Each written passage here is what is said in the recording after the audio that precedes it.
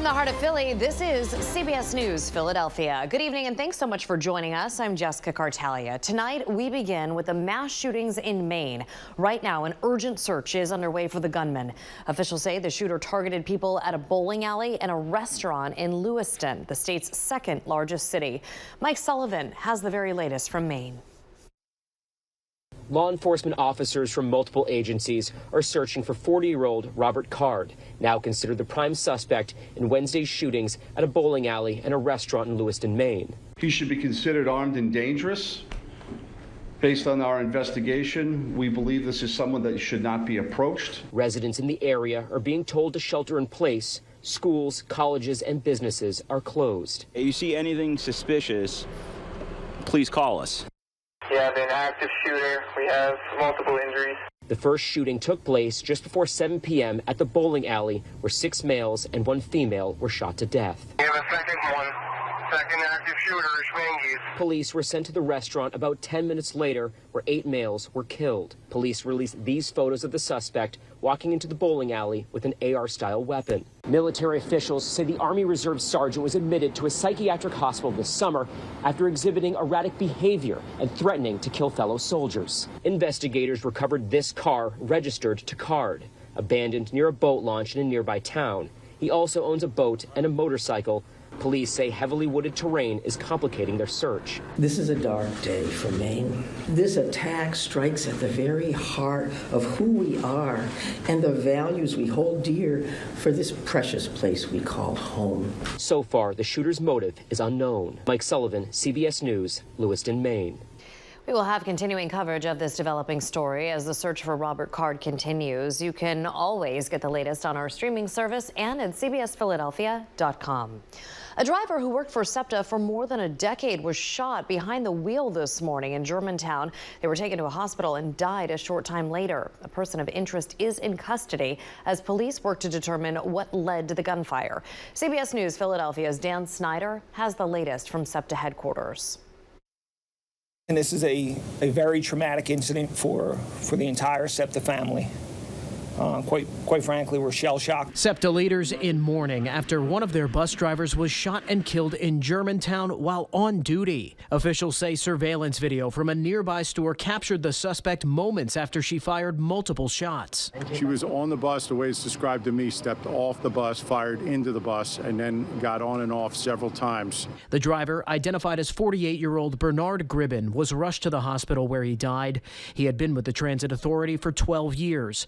Bilal El-Badawi was driving directly behind the number 23 bus near Germantown and Abbotsford Avenues just before 10:30 this morning. He remembers hearing a loud bang. And then I heard an initial boom, so I thought the handicap landing had fell or was inoperable. So after that, it was consecutive, boom, boom, boom, boom. From where he sat, El-Badawi says he could see passengers on the bus frantically trying to get out of harm's way. That's when people began to exit the emergency exits and the side windows and things of that nature. No one on the bus was hurt. Authorities say a person matching the description of the suspected shooter was picked up at a gas station a short time later. But right now, the question on everybody's mind is why this happened. We don't have a report of a disturbance or an argument. We just don't know. There was no significant interaction between this individual and the operator. This appears to have happened with unknown cause that we can determine at this point. SEPTA Police Chief Chuck Lawson says he is confident they have the shooter in custody. That woman has not yet been identified. At SEPTA headquarters, Dan Snyder, CBS News, Philadelphia. A man arrested in connection with the shooting death of a Philadelphia journalist and activist will be charged with murder, according to the district attorney's office. Josh Kruger was shot inside of his Point Breeze home on October 2nd. Police arrested 19-year-old Robert Davis last night. Investigators say they have video showing Davis in the area outside of Kruger's home, and they believe the two knew each other. Well, if you were out today, you certainly noticed the nice, warm, beautiful weather. It was so warm, we broke a record high. Let's check in with Chief Meteorologist Bill Kelly. Hi, Bill. Yeah, we got to 80 degrees today. How about that? Easy. Way up there. It was amazing. I agree. And still pretty mild out there. this evening. And the good news is it's not a one-day event. Records, at least in my opinion, when we break them on the high temperature this time of year, usually means pretty nice conditions for us versus, say, the summertime when it just gets really, really hot. So outside at this hour, what we have right now is a temperature of 67 degrees. That by itself is above normal for our high temperature on the day, let alone at 8 o'clock at night, 8:05 specifically. 60 degrees right now in Wilmington, 68 Trenton. We're currently sitting at 57 in Millville, a little bit on the cooler side for you guys. 62 in Wildwood. We have 68 right now in Reading and Berks County. A couple of clouds floating on by. I do expect the clouds to thicken up a little bit as we get into the overnight hours tonight, and that's going to hold temperatures probably in the 50s for everybody, even upper 50s around Philadelphia. Showers stay to the north. That's where they are right now. We'll say 57 degrees for the forecast low tonight with some thickening cloud cover. Very, very mild for this time of year. In fact, our temperatures both high and low, pretty much where we should be in mid-September, not late October going into November. And then tomorrow, we're going to go 78 degrees, morning clouds, and then clearing. We are pushing the record high. That record high sitting right around 80 degrees for our day tomorrow. And it's not the only day that we're going to be pushing that record high. As we roll into the weekend, Saturday looks like it's going to see another 80-degree temperature, and then things are going to start to change pretty dramatically. I'll have that and more for you coming up here in just a couple of minutes. Jess, over to you. All right, Bill, thanks. Israel briefly sent troops into Gaza in preparation for the next stage in its bloody conflict with Hamas. Tina Kraus reports from Tel Aviv about the growing crisis on both sides of the border. Israel released video of its tanks entering Gaza overnight and striking Hamas targets. The military says the raid was to prepare the battlefield before an expected ground invasion to root out terrorists. In the meantime, the airstrikes continue. Ambulances raced through Gaza after Israel said it carried out about 250 strikes in the last day. The military says it's targeting Hamas infrastructure, but a growing number of civilians are caught in the crossfire, and hospitals are struggling to treat the injured while running low on fuel and supplies. While the conflict rages, protesters gathered in Tel Aviv to keep the focus on about 220 hostages held by Hamas since its October 7th rampage into Israel. I want my brother back now. I want him safe. I want to make sure that he's taken care of. I want to know what his condition. As Israel continues its airstrikes on Gaza, Hamas is returning fire. Militants have launched thousands of rockets over the border, keeping residents on edge. This woman had stopped to talk with us when the sirens sounded the alarm. Her two sons are Israeli soldiers at the Gaza border. She says she's both scared and proud. Well, I'm very proud because they're good boys. They want just to live and to love. They don't want war. Israel is also positioned to defend its northern border with Lebanon, but the Israeli defense minister says its war is only with Hamas and that the ground invasion will begin when conditions are right. Tina Kraus, CBS News, Tel Aviv. As Israel prepares for the next stage of combat, trust CBS News Philadelphia to bring you the very latest news from the Middle East. And as we continue tonight, the voices behind the vote, a local event helping to push the youth to the polls. Plus, gun laws in the Garden State. More on the legal battle regarding concealed carry in New Jersey. And the smokestack, often seen on the way down to the shore, is there no more? We'll explain why it had to come down. That's next. Name of what insects might kill us with a car windshield. They gonna see us coming out the door, bust us dead upside the head. Family Feud.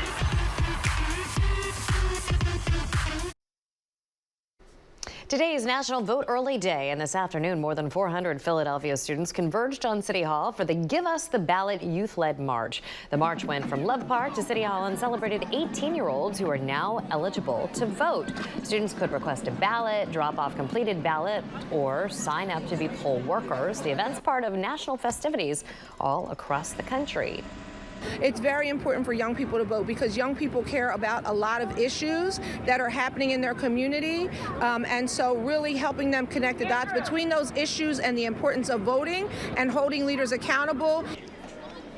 The Give Us the Ballot event is a nonpartisan collaboration between the Philadelphia Mayor's Office of Youth Engagement and several other community organizations.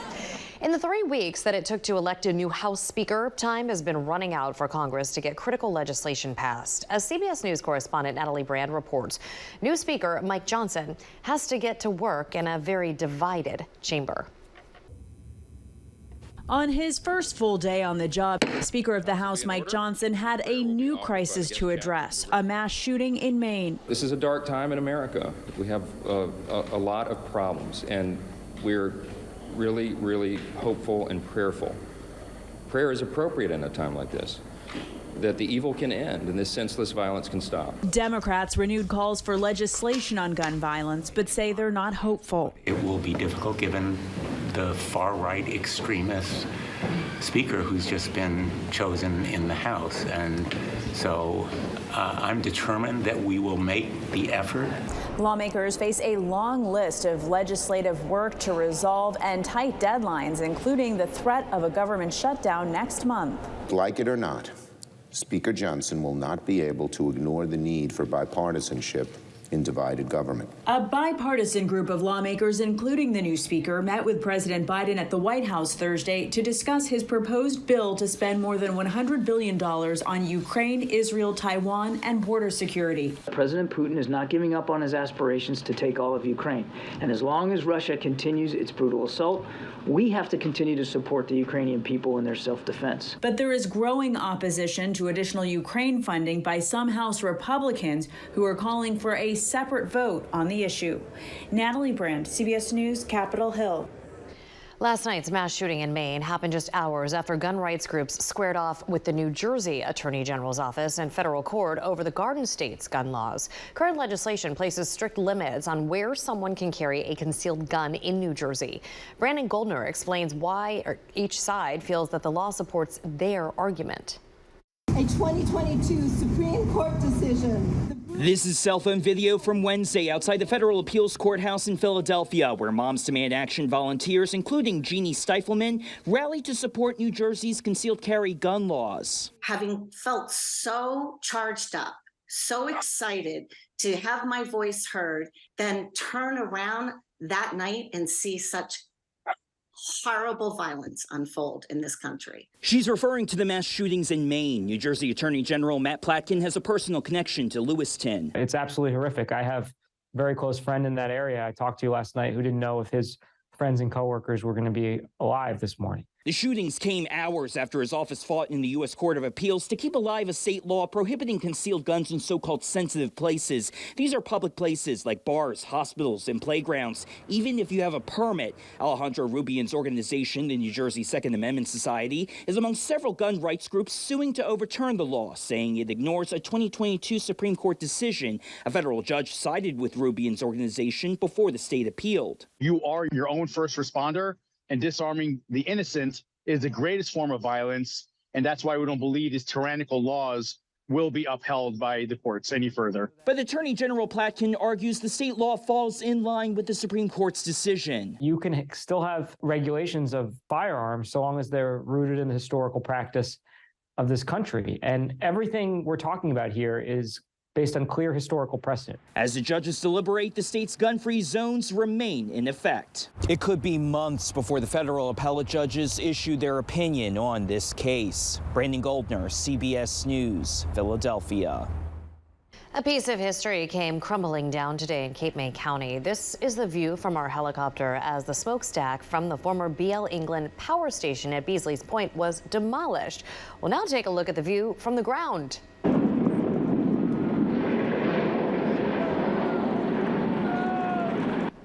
The implosion marks the completion of the demolition of the former power station. Crowds gathered to watch the stack come down, and some people say they'll really miss the landmark.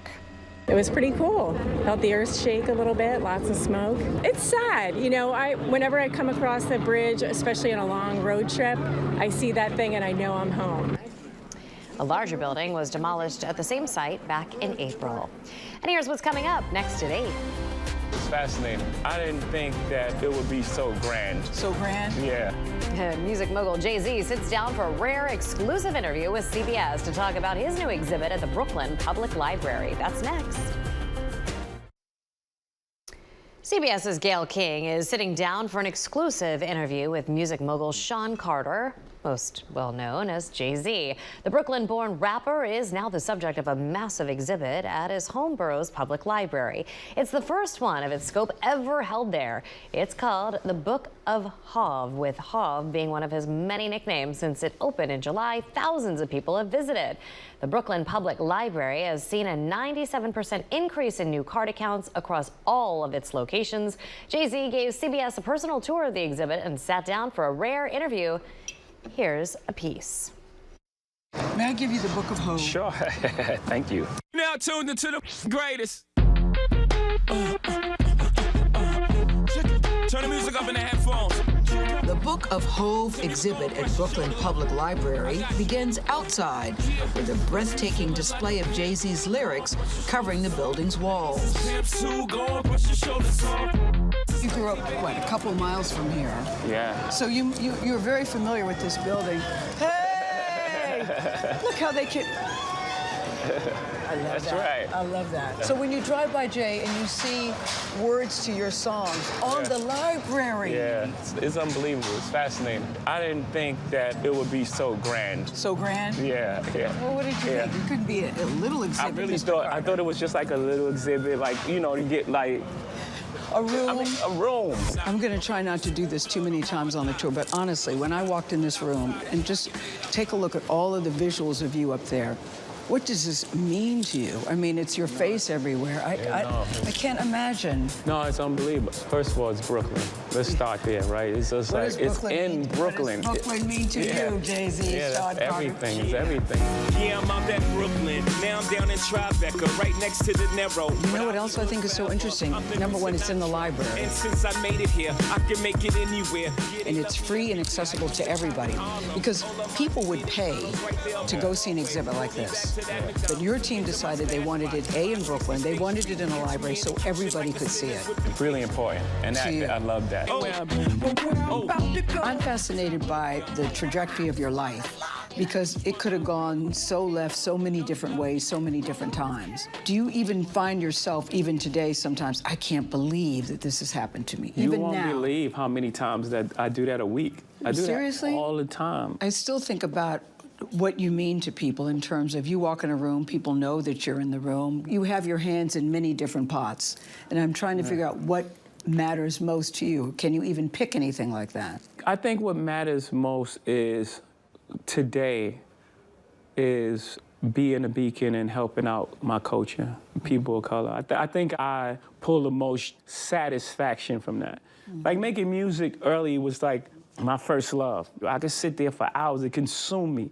Just finding words and figuring out words and how to say this and different ways to say that and different pockets and melodies and how to write this song. That consumed me. That's why my pace was so fast. I had so much material. And I think now, you know, the idea of taking that platform and reproducing it for others or doing something like Reform, et cetera, I think I derived the most joy from that. Well, tomorrow on CBS Mornings, Part 2 of Gayle King's interview with Jay-Z will air. The show starts at 7 a.m. on CBS Philadelphia. That's interesting. Yeah, so much talent in that household. Yeah, oh my, yeah, right, exactly. Yeah. All right, so beautiful evening tonight. Good. Yeah, it's going to continue tomorrow. I like that. Let me show you what it looks like outside tonight as we look at the Girard Point Bridge. For all those folks moving along nicely on Interstate 95, heading south. Temperature-wise, we're looking pretty. 67 degrees right now in Philadelphia, 68, a little bit warmer. Trenton, you have 65 in Doylestown, 60 Wilmington, 62 right now for you guys around Wildwood, down the shore, Westchester, 61. So everybody's in the 60s. We're not going to drop much tonight. I would expect the temperatures to go down in the mid to some low 50s out there, but far, far north of where we were earlier this week, where we had the frost advisory. Millville, you guys got to 32 earlier this week, so a big change in our area. Tomorrow, we have the morning clouds and the afternoon/evening sunshine, and we are up near records again. 78 degrees for your Friday. plan on firing up that barbecue. Friday night football games, they're going to be warm games. You don't have to layer up for that. 74 degrees down the shore, 77 for the Lehigh Valley. Same thing. Morning clouds and then some clearing. In fact, our futurecast, as we go through the night tonight, there is a weather system out there. It's just being held way up to our north, and that's the green that you see there on the map. Notice by tomorrow morning around our region, we do have a fair amount of clouds. I do expect there to be a mostly cloudy sky around our area as you're driving to work tomorrow or kids going to school. Maybe a few breaks here and there, but plenty of clouds for the first half of the day. Then we get that lull. We get that break into the afternoon and evening. Like I said, your Friday night plans, if you don't have any, I'd make them outside. If you have them already, things are looking very cooperative and very good weather-wise. Now we get into Saturday. Again, showers stay to our north. If this pattern were different and we had these systems coming in straight from the west, we'd have just constant showers day in, day out. But we don't. The high pressure is holding everything just far enough north. It's going to be another very warm day on Saturday, actually the warmest that we have, with temperatures on Saturday into the low 80s. Again, we are 80 degrees today. Tomorrow, 78. We're going to go 83 degrees with another day near record territory on Saturday. Coming up in just a few minutes, we're going to talk a little bit more about this major change, break down your Halloween as well, and track your futurecast, which could bring us some showers on Sunday. Over to you. All right, Bill, thanks. Still ahead tonight on the mid-evening edition. Caught on home security camera, an SUV set on fire in a driveway in South Jersey. Police say this is now the third arson at this same home. The clues left behind this time that neighbors hope will help police crack the case. Plus, a nearly 7-week-long strike at Ford is coming to an end. The deal that could put some auto workers back on the job. From the heart of Philly, this is CBS News Philadelphia. Good evening and welcome back to the mid-evening edition. In Maine, investigators are looking into whether a mass shooting suspect was targeting a specific person. That's according to CBS News sources. Today, authorities have been searching forests, waterways, and small towns for 40-year-old Robert Card. Police say he opened fire last night at a restaurant and bar as well as a bowling alley a few miles away. At least 18 people died, 13 were injured. The father of one victim said his son died trying to save lives. My son actually, because he's manager of the bar and everything else, picked up a butcher knife and went after the gunman to try to stop him from killing other people. According to a Maine law enforcement bulletin seen by CBS News, the suspect recently reported mental health issues, including hearing voices. Authorities have told residents to shelter in place while they search for the suspect. And stay with CBS News Philadelphia for continuing coverage of this developing story. You can also and always get the very latest at cbsphiladelphia.com. In King-Sessing, a convenience store worker shot and killed an armed would-be robber. Detectives believe the employee acted in self-defense. This all happened last night on the 1300 block of South 58th Street. The 28-year-old robber allegedly pointed a gun at employees. Police say he then went behind the counter and began taking money out of the register. That's when the employee took out a gun and shot the robber, who died at the scene. And now to a troubling crime in a usually quiet and peaceful borough in South Jersey. Haddenfield police are investigating a string of arsons that have all happened at the same home. In each case, a car was set on fire. As New Jersey reporter Ryan Hughes shows us, the latest fire was caught on video. Home security camera video shows the towering flames after police say an SUV parked in a family's driveway was intentionally set on fire. The homeowners tell CBS News Philadelphia they were sleeping at the time and didn't wake up until officers were banging on their door. Through investigation, we learned that there was an actual suspect that actually lit the car on fire using gasoline. Take a closer look at the video. You can see the suspect pouring the gasoline from a red gas can on the SUV's windshield. Then police say gas was poured across the driveway before it was set on fire. It happened around 1 Saturday morning on Concord Circle in Haddenfield. It's frightening at some level, but I'm just like confused and curious about what's this about? Police say one of the challenges in this case, the arsons have been sporadic, happening years apart. They have working theories as to why this home has been targeted, but they're not saying because it's an active investigation. Police say this is now the third time a car has been set on fire in this same driveway in the past 6 years. The first arson was in 2017, then again in 2021, and now this past weekend. And what's even more mysterious, police say each time a different homeowner has been living here. Why this home? We don't know. That's a good question, but it's really centered around this one residence in town. You know, we don't have an arsonist running through town. Police believe the same person is responsible in all the cases. Some neighbors tell us they're now installing more security cameras around their homes because they feel uneasy this keeps happening. What's the next time? What does he do? Does he blow up a car? Does he blow up the house? Who knows? That's the scary thing. So far, no one's been hurt, and police believe other homes are not at risk, but they're asking everyone to keep their eyes open and report anything suspicious. In Haddenfield, Ryan Hughes, CBS News, Philadelphia.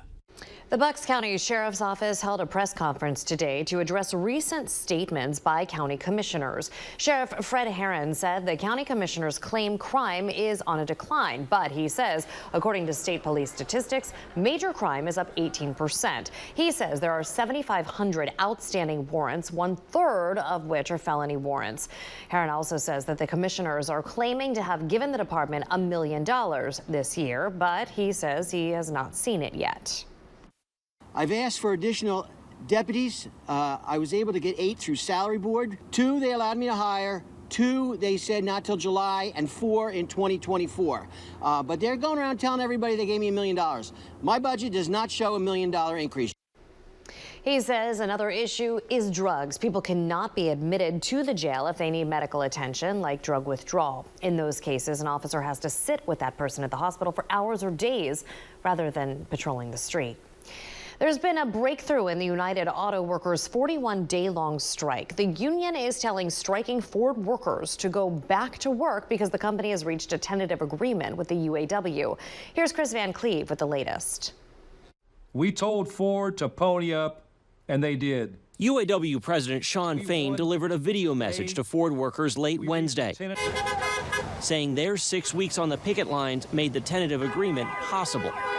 We send this contract to you because we know it breaks records.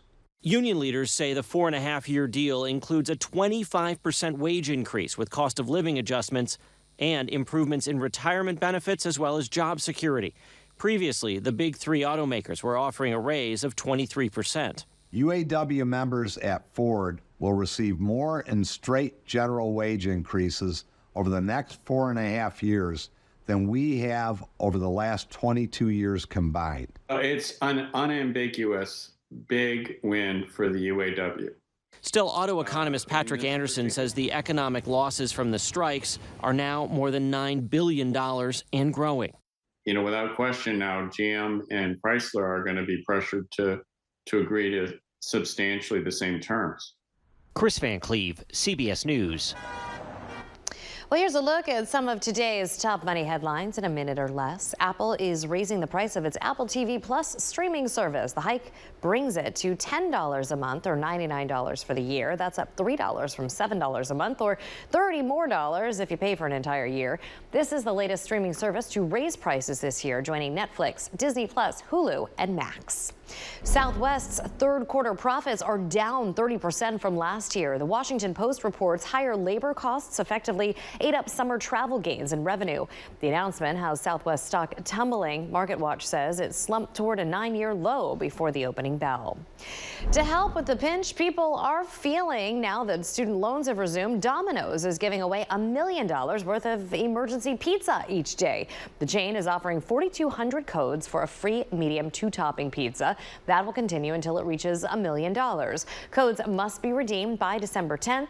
Customers can apply at domino's.com/student loans. Earlier this year, some economists were predicting a recession. Since then, the economy has done the opposite. Michael George tells us why.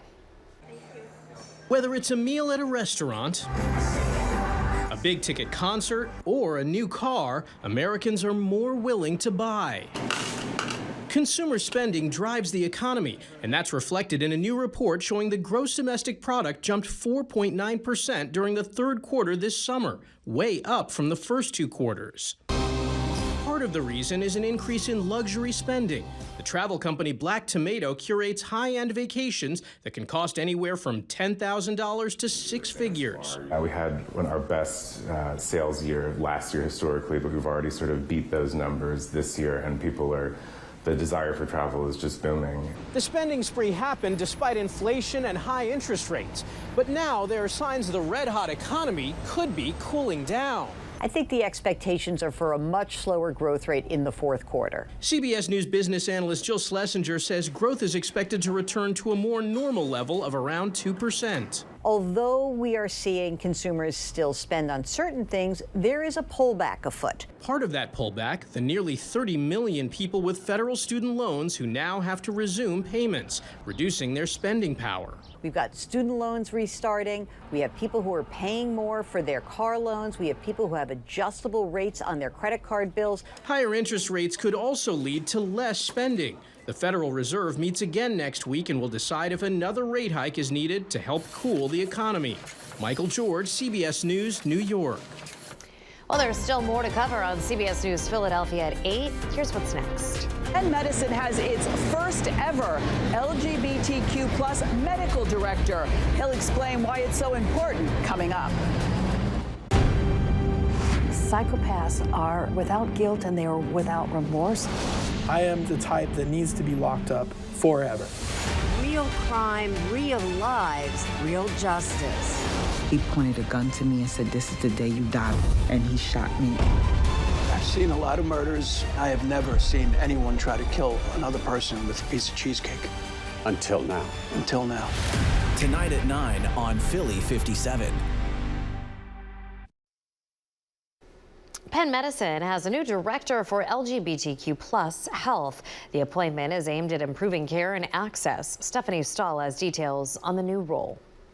They aren't getting the preventive care they need. Dr. Kevin Klein is the first ever medical director for LGBTQ plus health at Penn Medicine, where he's also a professor. One of the main things is to help expand access to care and quality of care. Dr. Klein says many LGBTQ plus patients, in addition to traditional health needs, have some unique situations that many doctors aren't trained for. This is just an area where we've lacked education historically, and so people often avoid providing care in this area because they're afraid of doing harm. Dr. Klein, who also treats patients, says some in the LGBTQ plus community also avoid care because of discrimination they faced in healthcare settings. LGBTQ people have previously and historically been ignored, stigmatized, and sometimes even harmed by health systems. Ghana Vulak, a second-year medical student, applauds Penn for naming an LGBTQ plus medical director. We definitely get a lot more specific curriculum about how to be more sensitive in the community.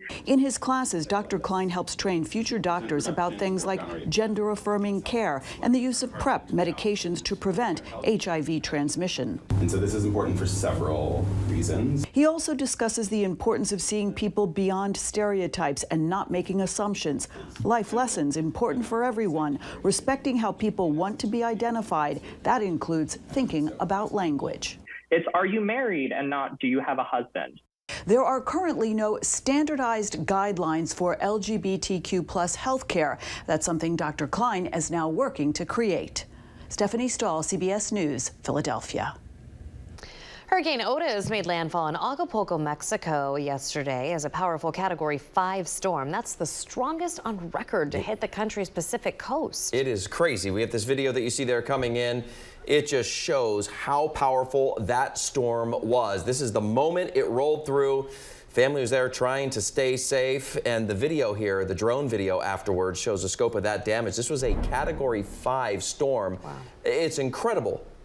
Winds up to 165 miles per hour, roofs torn off buildings. You know, obviously the hurricane flooded everything. Look at that building right there, just completely shedded. And what was interesting, and you probably remember this, Yuki said to me at 11 o'clock at night, right before the show that night on Tuesday night, and it said, "What's up with Otis?" And I said, "Otis, what are you talking about?"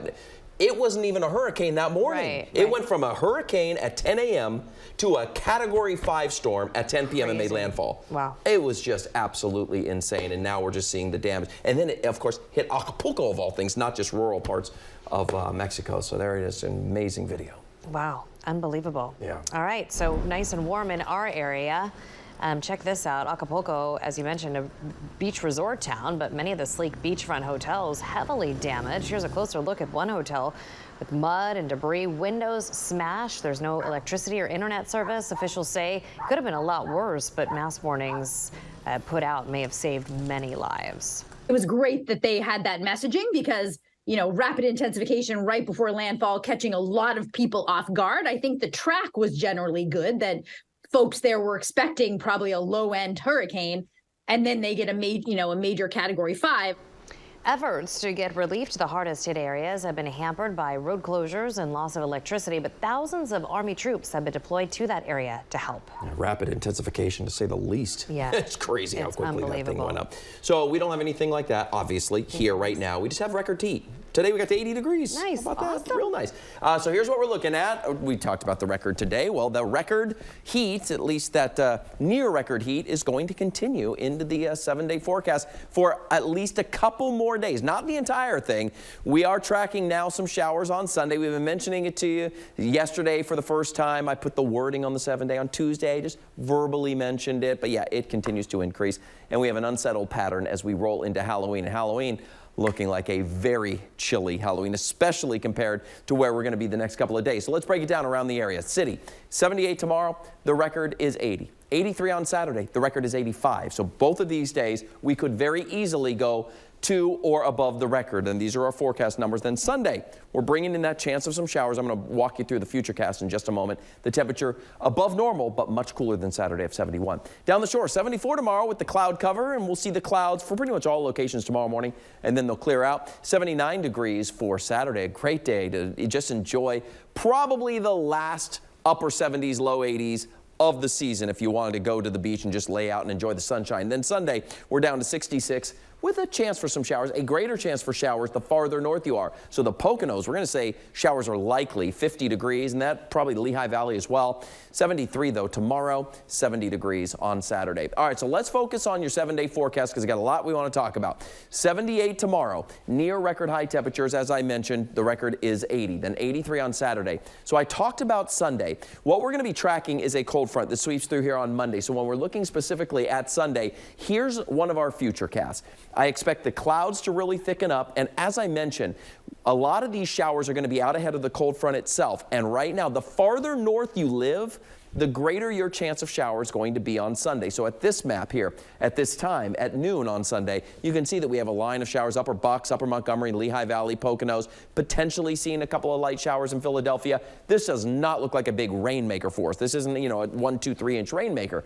But it's enough that we go, even if we get a shower on Sunday, it'll be the 8th weekend in a row with measurable rainfall. If we happen to get it on Sunday, we will not get it on Saturday. So that's the deal on Sunday. We then get into Monday. Showers are likely. The cold front sweeps through, and then behind it, we are tracking the potential for some showers on Tuesday, mainly Tuesday evening, your Halloween night, but we're also tracking the winds that'll be fairly strong, up to 15 miles per hour. Couple that with temperatures in the 40s. Man, it is going to be a cold one for the kiddos and you parents out walking around with the kiddos. Although, as parents, we can easily just throw the hat and the jacket and everything on. The kids have their costumes. Hopefully, they're a warm one. They're going to want that. And then speaking of warm, you're going to want to warm up. How about Thursday morning? 34 degrees. It's going to be a chilly start to the day. Jess, over to you. All right, Bill, thank you. The Biden administration is making a $1 billion bet on carbon vacuums to deal with climate change. The first 2 projects will kick off in Texas and Louisiana. CBS News reporter Skylar Henry has learned the investment will be a global testing ground for new technology. The Biden administration is hoping one of their recent gambles to tackle a fast-changing climate will pay off. We really need carbon removal at a gigaton scale globally. The U.S. Department of Energy thinks these massive machines will be a start. direct air capturing vacuums placed in Louisiana and Texas that, while on a large scale remain untested, are designed to literally suck carbon dioxide out of the atmosphere, more than 2 million metric tons worth annually, and bury it underground. Acting Director Kelly Cummins over the Energy Department's Clean Energy Demonstrations Office says it's a worthy bet. That's like removing 500,000 gasoline-powered cars from America's highways. $1.2 billion will go to fund the two hubs and public-private partnerships. Nearly a dozen companies pitched to receive the award money, including Swiss-based ClimateWorks and Heirloom Carbon in California. If we have any chance of meeting climate goals, we need billions of tons of carbon to come out of the atmosphere. Aaron Burns of the nonprofit Carbon 180 says the public has to start now. The growing movement to reach climate goals is hardly just a U.S. one. The United Nations is pushing for a global commitment to reach net zero by 2050. Carbon 180's mission is what the group calls cleaning up the last 2 centuries of carbon emissions. We need to go back to a time when we weren't barreling towards 1.5 or 2 degrees centigrade and warming. It's an all-hands-on-deck approach as temperatures rise and the time to reach climate goals runs out. Skyler Henry, CBS News, Washington. Next at 8, making good on a promise. Find out why this Bucks County principal is camping out on the roof of her elementary school. A principal is keeping a promise tonight. Instead of going home after classes, she is still at school and ready to sleep on the roof. It's all because of a deal that she made with her students. Here's Kim Hudson. Kids walked out to the front lawn of Belmont Hills Elementary, and parents recorded video of the moment they all worked so hard for. Principal McGowan! Families greeted Principal Kelly McGowan like a rock star. Keeping my promise, I'll be sleeping on the roof this evening. It all started with a fundraiser for new playground equipment at the school. McGowan says families raised a whopping $25,000 in just 2 weeks. 6th grade student government president Carlton Francis was surprised. I thought it was a little joke just to get everybody to do it. 5th grade class representative Kyle Zabrowski pointed out broken parts on the current equipment. Over here at these monkey bars, when lots of kids hang on it, it's makes it squeak. McGowan estimates new equipment will cost more than $60,000. We had some money already banked. With this $25,000, I have a feeling is going to bring us very close to that new playground. So Tuesday, she packed her backpack. I have my sleeping bag in here. I have some neon lights to put in my tent tonight. She climbed into the bucket of a fire truck, got a lift to the roof, and waved goodbye to her students. I want to take everybody's picture. McGowan says she will proudly stay on her perch all night because she's proud of her students. They're community oriented. They want to be successful. So you might be wondering, if Mrs. McGowan is going to spend the night on the roof, what is she going to have for dinner? Pizza, and she'll hoist it up to the roof in this laundry basket. In Bensalem, Kim Hudson, CBS News, Philadelphia. Well, thanks so much for watching. We'll be back at 11 o'clock on CBS Philadelphia. And for those of you watching on our streaming channel, we'll continue with local news shortly. Have a great night.